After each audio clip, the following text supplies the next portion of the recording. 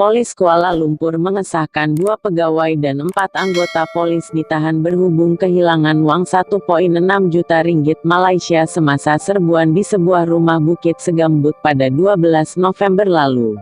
Ketua Polis Kuala Lumpur, Datuk Saiful Azli Kamarudin berkata, siasatan lanjut sedang dijalankan mengikut Seksyen 380 Kanun Keseksaan atas kesalahan melakukan samun dalam bangunan dan Seksyen 384 Kanun yang sama kerana melakukan pemerasan. Setakat ini, kesemua mereka yang terdiri daripada 2 pegawai berpangkat asisten superintendan dan 4 anggota sudah dibebaskan dengan jaminan polis.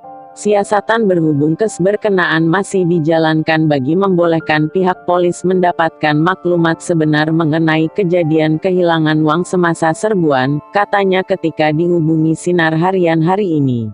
Menurutnya, kesemua individu itu dibebaskan dengan jaminan polis selepas semua keterangan direkodkan untuk siasatan lanjut.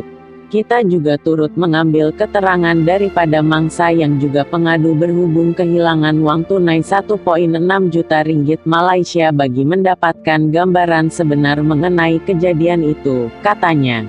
Sementara itu, Pengarah Jabatan Integriti dan Pematuhan Standar, Datuk Zamri Yahya berkata, tangkapan ke atas 2 pegawai dan 4 anggota itu dilakukan selepas mangsa membuat laporan polis.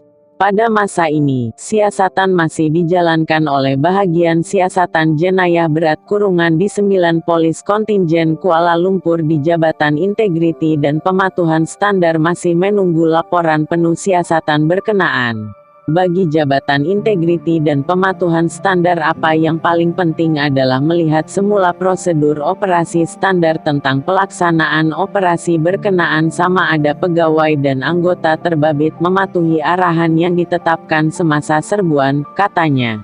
Beliau berkata, antara prosedur operasi standar penting yang diperlukan semasa serbuan adalah merekodkan setiap barangan berharga yang dirampas dengan disaksikan oleh mana-mana individu yang diperiksa atau ditahan. Selepas itu, individu terbabit akan menandatangani borang selepas berhubung setiap barangan yang dirampas bagi memastikan tiada sebarang kehilangan barang berharga, katanya. Zamri berkata, Jabatan Integriti dan Pematuhan Standar Bukit Aman akan mengambil tindakan yang diperuntukkan sekiranya terbukti pegawai dan anggota terbabit didapati bersalah. Pegawai dan anggota yang ditahan bukan sahaja berhadapan tindakan mengikut peruntukan undang-undang sedia ada di bawah Kanun Keseksaan malah boleh dibuang kerja atau digantung tugas mengikut peruntukan pasukan polis di Raja Malaysia, katanya.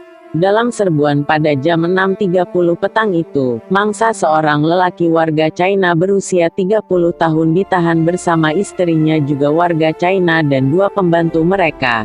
Semasa serbuan dibuat, suspek disyaki menemui dan merampas uang tunai 1,6 juta ringgit Malaysia, barang kemas, jam tangan dan sarang burung selain membawa 4 tangkapan terbabit ke Ibu Pejabat Daerah Sentul. Bagaimanapun selepas siasatan selesai dijalankan dan ketika mangsa hendak dibebaskan pada jam 3 pagi, suspek dipercayai hanya menyerahkan barangan kemas dan sarang burung kepada mangsa selain tidak diberikan borang senarai pemeriksaan barangan.